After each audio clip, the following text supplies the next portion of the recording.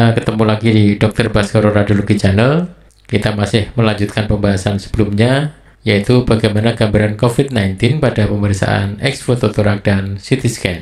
Video kali ini adalah video bagian ketiga melanjutkan pada video sebelumnya, yaitu bagaimana gambaran CT scan dari COVID-19.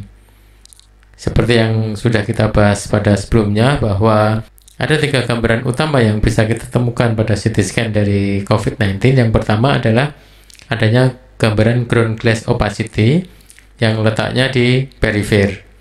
Kemudian yang kedua kita temukan yang disebut dengan konsolidasi, dan yang ketiga adalah gambaran yang kita namakan sebagai crazy paving pattern atau susunan paving yang tidak beraturan.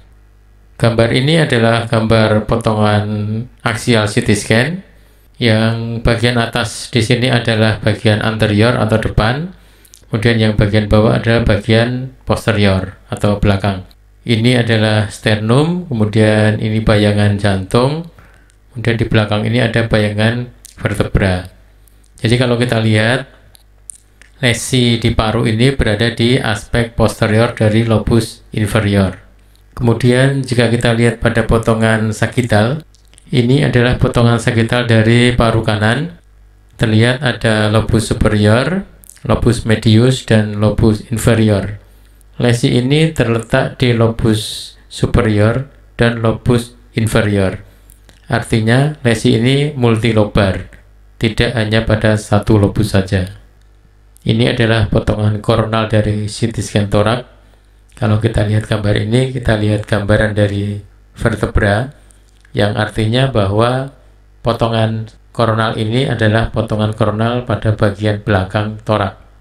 Kemudian kalau kita lihat lesinya, kita dapat simpulkan bahwa lesi ini terletak di belakang atau posterior dan berada di lateral paru kanan dan lateral paru kiri. Jadi letak lesinya pada posterolateral kanan dan posterolateral kiri. Sekarang kita perhatikan gambaran X fototorak berikut ini. Ini ada sebuah lesi yang sudah saya beli warna merah, letaknya di perihilir dan parakardial kanan. Lesi COVID umumnya terjadi di perifer atau di tepi. Sebetulnya yang perlu kita ketahui adalah apakah betul lesi ini terletak di medial atau sebetulnya lesi ini terletak di perifer. Kalau kita perhatikan foto lateral torak ini, lesi ini ternyata berada di perifer atau di posterior. Oleh karena foto ini adalah foto torak PA, sehingga bayangan lesi tadi yang terletak di belakang atau di posterior tadi seolah-olah kita lihat berada di medial atau di parakardial. Ini adalah ilustrasi dari lesi tadi kalau dilakukan CT scan.